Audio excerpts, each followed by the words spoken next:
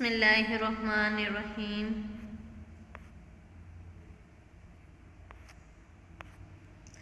अस्सलामुअलैकुम। मैं आपकी मुअल्लिमा सुप्रीम एजुकेशन स्कूल सिस्टम से। आज हम अपना सोशल स्टडी जमात पंजम सबक नंबर 2 करेंगे। सबक नंबर 2 में आज हमने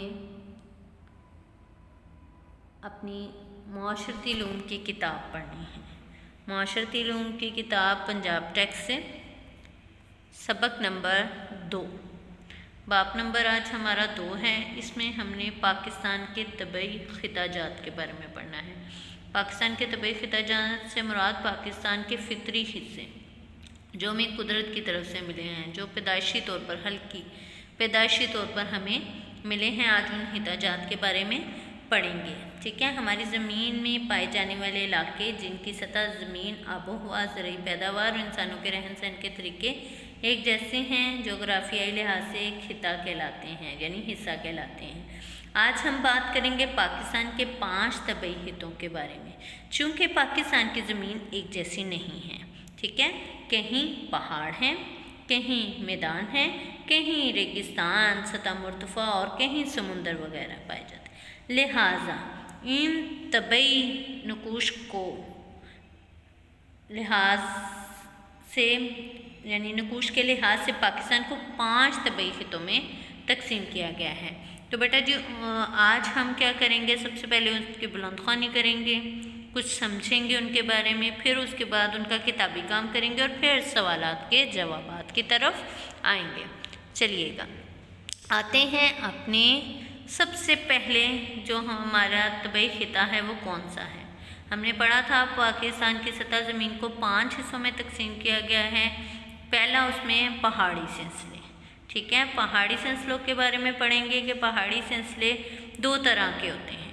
एक शुमाली पहाड़ी सिलसिले, दूसरा शुमाली मगरबी और मगरबी पहाड़ी सिलसिले, यानी शुमाल से मगरिब तक और मगरिब में भी पाए जाते हैं। ठीक है बेटा जी। तो आइएगा अपनी बुलंदख्वानी की तरफ। बुलंदख्वानी करने के लिए हमें सबसे पहले हम पढ़ चुके हैं कि पाकिस्तान को 5 हिस्सों में तकसीम किया गया है। उसमें पहाड़ी सिलसिले, सतह मुर्तफ़ा पोटोहार, सतह मुर्तफ़ा बलूचिस्तान, दरिया सिंध का मैदान, सहरा या रेगिस्तान और साहली इलाके वगैरह। अब इनकी तफसील की तरफ आते हैं। मैं आपको पहले पहाड़ी सिलसिले के बारे में बता रही थी कि पहाड़ी सिलसिले पाकिस्तान के शुमाल और शुमाल मगरबी पहाड़ी इलाके, ठीक है, पाकिस्तान के शुमाल बुलंद पहाड़ों का सिलसिला फैला हुआ है जिसे को हिमालय कहते हैं। इसके शुमाल और शुमाल मगरिब में, यानी शुमाल में भी और शुमाल मगरिब के अंदर भी कोहे कराकरम और कोहे हिंदुकश हैं। ठीक है बेटे, ये हमारे पहाड़ हैं। कराकरम के पहाड़ पाकिस्तान के शुमाली इलाके शुमाली, ठीक है, शुमाल की तरफ लद्दाख और गिलगित में फैले हुए ये पहाड़ बहुत बुलंद हैं। ठीक है बेटा जी। अब देखिएगा, सबसे पहले हम अपने नक्शा की तरफ देखेंगे। हमारा नक्शा जो है वो हमें दिया गया है और इसमें सबसे पहले उन्होंने कहा है कि एक गहरे भूरे रंग का इलाका, ये गहरे भूरे रंग का इलाका है, इसमें कराकरम है। हमने पढ़ा था ना शुमाल मगरिब में क्या है, कराकरम है। ठीक है, कराकरम के आगे वो लद्दाख और गिलगित इसी जगह पर शामिल हैं। ठीक है, ये कोहे लद्दाख भी आपको नज़र आ रहा होगा। फिर उसके बाद इसकी चोटियाँ हमेशा बर्फ़ से ढकी रहती हैं।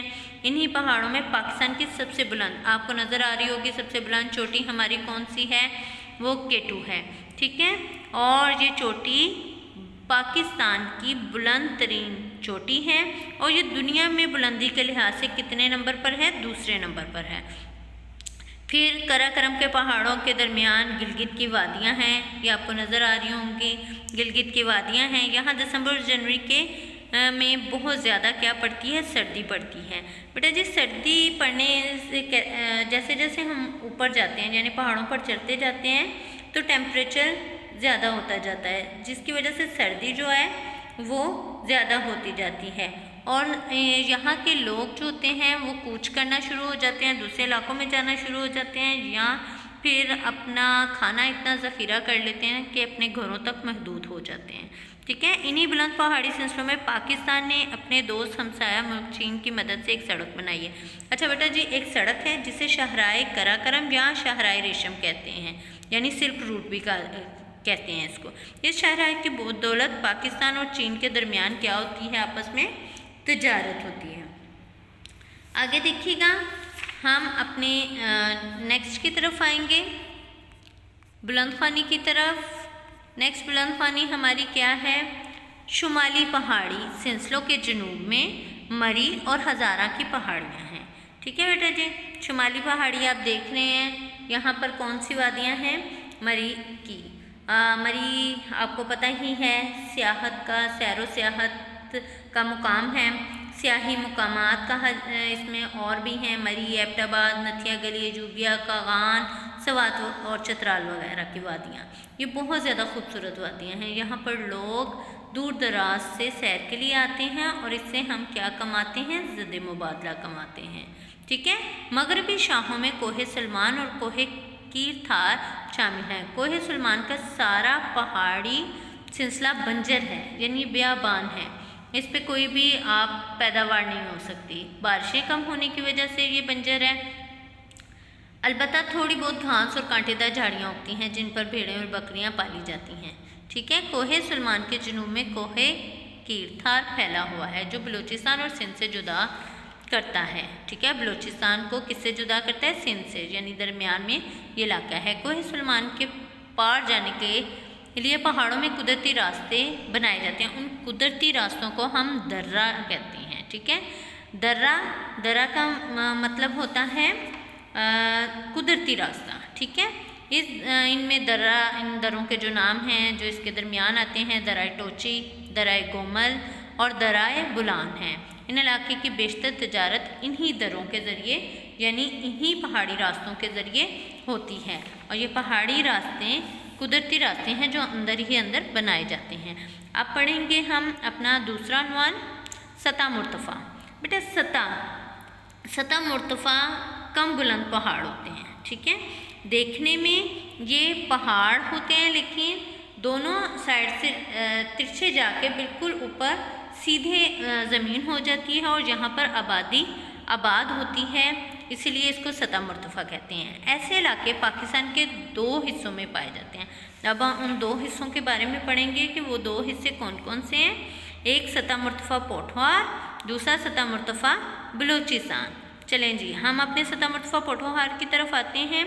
बेटा जी, ये जो इलाके होते हैं वो गर्म होते हैं, खुश्क इलाके होते हैं, इनमें पानी की कमी होती है, बाज़ दूर दराज से पानी लाना पड़ता है और बाज़ जगह ज़मीन दोज़ नालियाँ बनाई जाती हैं। ठीक है बेटा जी, देखिए दरियाए झेलम दरियाए सिंध के दरमियान शुमाली हिस्सा में सतह मुर्तफ़ा पोठोहार वाक़या है। इसमें चकवाल, झेलम, अब वो इलाके बता रहे हैं कौन कौन से होते हैं, रावलपिंडी और अटक के ज़िला शामिल हैं। पोठोहार की सतह ज़मीन बरसाती नालों और बारिशों की वजह से कटी फटी है। ये ज़मीन कहीं से नरम, कहीं से सख्त पथरीली है, कहीं छोटी छोटी पहाड़ियाँ हैं, इसलिए ये ज़मीन काश्त के काबिल नहीं है। मैं आपको पहले बता चुकी हूँ। अलबत्ता इन इलाकों में क्या क्या चीज़ें पाई जाती हैं वो देखिएगा, गैस, मादनी तेल, नमक और दीगर मादनियात भी इन्हीं इलाकों में मिलती हैं। ठीक है बेटा जी, आगे आइएगा।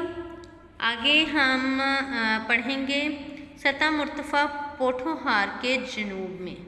ठीक है, सतह मुर्तफ़ा पोठोहार के जुनूब में क्या होता है, यहाँ पे जुनूब में कोहिस्तान नमक का पहाड़ी सिलसिला वाक़या है। ये दरिया जेहलम के मगरबी किनारे से शुरू होता है, सूबा खैबर पख्तूनख्वा के ज़िला बनू तक फैला हुआ है। ये कम बुलंद पहाड़ी सिलसिला है।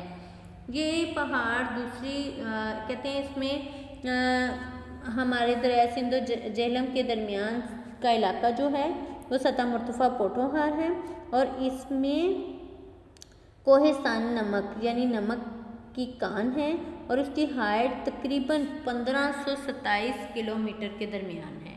ठीक है बेटा जी, आगे देखिएगा। सतह मुर्तफ़ा हम जो पढ़ेंगे अब हमारा है सतह मुर्तफ़ा बलूचिस्तान। सतह मुर्तफ़ा बलूचिस्तान कोहे सलमान और कोहे केरथर के मगरिब की तरफ सतह मुर्तफ़ा बलूचिस्तान है। इसकी सतह पथरीली और रेतली है। खुश्क पहाड़ों का ये सिलसिला शुमाल मशरक़ी से जनूब मगरिब की तरफ फैला हुआ है। यहाँ पे ये आबादी कम है। ठीक है, यहाँ खुश्क झीलें होती हैं। ठीक है, यानी ये इलाके खुश्क होते हैं, इसलिए यहाँ पे झीलें भी हैं। अब यहाँ के लोग जो हैं मादनी एतबार से ये बहुत ज़्यादा अहम इलाका है।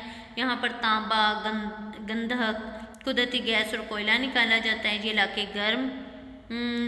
गर्मियों में बहुत ज़्यादा गर्म और खुश्क हो जाते हैं, सर्दियों में बहुत ज़्यादा सर्द और खुश्क हो जाते हैं। ठीक है, इधर चंद नाले आकर गिरते हैं। यहाँ की आबो हवा गर्मियों में खुश्क हो जाती है, वो मैं पहले बता चुकी हूँ। बारिशें बहुत कम होती हैं, जिसकी वजह से ये इलाके में पानी भी कम होता है। ताहम जहाँ पानी दस्तयाब है वहाँ फलों के बागात लगाए जाते हैं। चश्मों के पानी को कारेज, ठीक है, यानी ढक कर पानी, ढका हुआ पानी का खाल, ज़मीन दोज गड़े बनाकर वो बना लिया जाता है, बागों और खेतों को दिया जाता है। इसके अलावा सेहत अफ़ज़ा मुकामात भी होते हैं। ठीक है बेटा जी, आगे हम जिस चीज़ के बारे में बात करेंगे वो हमारा है दरियाए सिंध का मैदान। ये हमारा तीसरा तबई खिता हो जाएगा। इस वसी मैदान को 2 हिस्सों में तकसीम किया गया है। इस तबई मैदान को कितने हिस्सों में तकसीम किया गया है? 2 हिस्सों में। पहला दरियाए सिंध का बलाई मैदान, ठीक है, और दूसरा दरियाए सिंध का ज़री मैदान। अब देखिएगा, दरियाए सिंध का बलाई मैदान के बारे में कहा जाता है दरियाए सिंध का बलाई मैदान और ज़री मैदान। ठीक है, तो हम देखेंगे ये हमारा जो है जी दरियाए सिंध कहते हैं यहाँ पे काश्तकारी अच्छी नहीं है, आबादी ज़्यादा नहीं है और पानी की सहूलतें जो हैं वो भी कम हैं। ये मैदान पाकिस्तान के मशरक़ी सरहद से मगरिब की तरफ कोहे सुलेमान और जुनूब में ज़िला बहावलपुर की सरहद तक फैला हुआ है। इस इलाका को दरियाए सिंध, दरियाए झेलम, दरियाए चनाब, दरियाए रावी और सतलुज सैराब करते हैं। सारे हमारे दरिया, कितने दरिया आ गए? 5 दरिया आ गए। दरियाए सिंध भी आ गया, झेलम भी, चनाब भी, रावी भी और सतलुज, ये सारे इसको दरियाए सिंध के बलाई मैदान को सैराब करते हैं। ये एक हमवार मैदान है। ये मैदान दरियाओं की, हाँ जी, ये जो है सिर्फ यही है जो कि 5 दरियाओं की मिलाई हुई ज़रखेज़ और नरम मिट्टी से बना है। आगे आइएगा, पंजाब के मशरक़ी इलाके में, पंजाब के मशरक़ी इलाकों में क्या होता है? हाँ जी, पंजाब के सालाना बारिशें कम होती हैं जो फसलों की काश्तकारी के लिए काफ़ी नहीं। बारिशें कम होती हैं जो फसलों कमी की वजह से दरियाओं से नहरें निकालकर पूरा किया जाता है। इन मैदानी इलाकों में नहरों का जाल भी बिछा हुआ है। ठीक है बेटा जी, अब हमारा दरियाए सिंध का ज़री मैदान, ये दोनों मैदान जो है ना, दरियाए बलाई मैदान और दरियाए सिंध का ज़री मैदान, दोनों ही ज़रखेज़ हैं। सूबा पंजाब जनूबी हिस्सा और सिंध दरिया का ज़री मैदान है। ठीक है, ये भी हमवार मैदान है क्योंकि ये भी आपको पता है कि 5 दरियाओं की लाई हुई मिट्टी से बना हुआ है। इस इलाके को दरियाए सिंध सैराब करता है। इस मैदानी इलाके में हिस्सा जनूबी हिस्से की निस्बत ज़्यादा बुलंद है। इसमें गद्दू, सखर और कोटरी के करीब दरियाए सिंध है। ठीक है, दरियाए सिंध का ज़री मैदान नरम और ज़रखेज़ मिट्टी से बना है, मगर बारिश कम होने की वजह से यहाँ की ज़मीन मुद्दतों क्या पड़ी रहती है? बेकार पड़ी रहती है। लोग खाना बदोशों की तरह ज़िंदगी गुजारते हैं, भेड़ बकरियां पालकर अपना क्या करते हैं? गुजारा करते हैं। आगे हम पढ़ेंगे अपने किसके बारे में? तस्वीर से आप समझ ही गए होंगे किसके बारे में पढ़ेंगे? सहरा और रेगिस्तान। सहरा जो है वो भी ऐसे इलाके को कहा जाता है जब बारिशें जो हैं वो कितनी होती हैं? 10 इंच, ठीक है, सालाना से कम होती हैं। यहाँ भी बारिश कम होती है। ये इलाका जो सहरा का इलाका होता है ये रेतला होता है। ठीक है, इसको थर कहते हैं। सूबा पंजाब में 2 सहरा हैं। ठीक है, चोलिस्तान और थर। चोलिस्तान का सहरा जो है बहावलपुर, बहावलनगर और रहीम यार खान के ज़िला पर मुश्तमिल है। आपने नाम सुने होंगे। ठीक है, थल का सहरा इलाका दरियाए सिंध और दरियाए झेलम का दरमियानी खुशाब, बखर, जंग, लिया और मुजफ्फरगढ़ के ज़िला पर मुश्तमिल है। सहरा में रेत के टेले भी पाए जाते हैं। ठीक है बेटा जी, अब हम अपने इलाके की तरफ आते हैं। कौन से इलाके की तरफ? हम अपने साहली इलाके की तरफ आते हैं। कौन से इलाके की तरफ आते हैं? साहली इलाके की तरफ। साहली इलाके ये हमारा ग्वादर पोर्ट है। ठीक है, अब अपने साहली इलाके को पढ़ेंगे। सूबा सिंध में सूबा बलूचिस्तान के साथ बहीरा अरब वाक़या है। ठीक है, सूबा सिंध और सूबा बलूचिस्तान के साथ कौन सा इलाका वाक़ है? बहीरा अरब। बहीरा अरब के साहिल के साथ साथ मैदानी इलाके वाक़ हैं। इसे साहिली मैदान कहते हैं, यानी समुद्री जो होते हैं वो मैदान है। पाकिस्तान का साहिली इलाका करीबन 1000 किलोमीटर से ज़ायद लंबा है। कराची, बिन कासिम, गवादर पाकिस्तान की अहम बंदरगाह हैं। बेटा जी ये जो बंदरगाह हैं इसमें ये बंदरगाहें जो हैं वो तजारत के लिए इस्तेमाल होती हैं। हम अंदरूनी चीज़ें और बैरूनी चीज़ें की तजारत करते हैं। ठीक है, और साहिली इलाकों के लोगों का पेशा जो होता है माहीगिरी यानी मछलियाँ पकड़ना वगैरह होता है। ठीक है बेटा जी, अब हम आएंगे अपने पाकिस्तान के तबाई खितों के लोगों की ज़िंदगी। ठीक है, मैदानी इलाकों की आबादी ज़्यादा ज़रखेज़ ज़मीन है, पानी की कमी नहीं होती, और सहराई इलाकों और पहाड़ों इलाकों में पानी की कमी होती है। ठीक है, गर्म इलाके होते हैं। इन चीज़ों के बारे में हम पढ़ने जा रहे हैं। देखिए, मैदानी इलाकों का मौसम गर्म और मौसम सरमा में सर्द होता है। अहम पेशा ज़राअत है इन लोगों का। लोग मौसम के मुताबिक खुराक और लिबास इस्तेमाल करते हैं। ये गुंजान आबाद इलाके हैं। सहराई इलाकों में मौसम गर्मा शदीद होता है। दिन के वक्त गर्म लू यानी बहुत ज़्यादा गर्म हवाएं चलती हैं। यहाँ बारिशें कम होती हैं। इन इलाकों के लोगों का अहम ज़रिया मुआश भेड़ बकरियाँ पालना है। पहाड़ी इलाकों में मौसम सरमा सर्द तरीन होता है। इस मौसम में यहाँ बर्फबारी होती है। इन इलाकों में सर्द आबो हवा की वजह से गर्म इलाकों के लोग यहाँ सियाहत के लिए आते हैं। यहाँ के लोगों का अहम पेशा कानकुनी, गिलाबनी, होटल और सियाहती खिदमत है। ठीक है, ये इलाके मुख्तलिफ़ इक़साम के फलों मसलन अंगूर, सेब और नाशपाती वगैरह हैं। इन इलाकों में मादनी वसाइल की फरावानी है। अच्छा जी बेटा जी, हमारे तबाई खितों के लोगों की ज़िंदगी के उनका पेशा और उनके हालात हमने सारे पढ़े। अब हम अपने आखिरी उन्वान की तरफ आएंगे, बाहमी इन्हिसार। बाहमी इन्हिसार का मतलब होता है आपसी ज़रूरियात। हर इंसान को दूसरे इंसान की ज़रूरत पड़ती है। ठीक है, बाहमी इंसार से मुराद अफराद के अपनी ज़रूरियात पूरी करने के लिए एक दूसरे पर इन्हिसार करना। कहा जाता है इंसान एक माशरती हैवान है और वो अपनी कई ज़रूरियात के लिए दूसरों का मुहताज है। ठीक है, ये तो बात दुरुस्त है, हमें दूसरों का मुहताज होना पड़ता है। इंसान की इज्तिमाई ज़िंदगी बाहमी ताल्लुकात की वजह से कायम है। माशरे में लोग मुख्तलिफ़ पेशों से मुंसलिक होते हैं। मसलन कोई अनाज उगाता है, कोई कपड़ा बुनता है, कोई तजारत करता है, कोई सनत व हिरफत से वाबस्ता है। इन सब का इन्हिसार एक दूसरे पर होता है। ठीक है, इसी तरह हमारे मुल्क में लोग पेशों से वाबस्ता हैं जिनका इन्हिसार एक दूसरे पर होता है। ठीक है बेटा जी, आज हमने अपनी बुलंदखानी की, ठीक है, बाहमी इन्हिसार तक पढ़ा।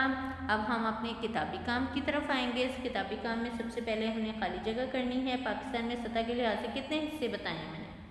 5 हिस्से। ठीक है, कोह हिमालय का सिलसिला पाकिस्तान के डैश में है। कहाँ पे है? ये भी हमने पढ़ा था, शुमाल में है। पढ़ा था ना, 2 हिस्सों में डिवाइड किया था और उसमें पहला हिस्सा बताया था कि कोह हिमालय शुमाल में है। पाकिस्तान की सबसे बुलंद चोटी कौन सी है? K2 है। कराकरम के पहाड़ों के दरमियान डैश की वादी है। किसकी वादी है? गिलगिट की वादी है। आगे देखिएगा, पाकिस्तान और चीन ने मिलकर शाहराह रेशम की तमीर की है। ठीक है बेटा जी, हमने पढ़ा था कि दोनों के दरमियान शाहराह रेशम है जिससे ये आपस में तजारत करते हैं। आगे को कोयटा, चमन और ज़ियारत सतह मुर्तफ़ा पोठोहार के इलाके हैं। गलत। पाकिस्तान के 3 सूबों की सरहदें समुंदर से मिलती हैं। ये भी क्या है? गलत है, क्रॉस है। आगे आइएगा, आगे हम अपने सवालात के जवाबात की तरफ आएंगे। सबसे पहले आपने अपनी नोटबुक पर हाशिया लगाना है, दिन और तारीख़ लिखनी है। इसके बाद सबक का अनवान। सबक का अनवान क्या था हमारा? पाकिस्तान के तबाई खिताजात।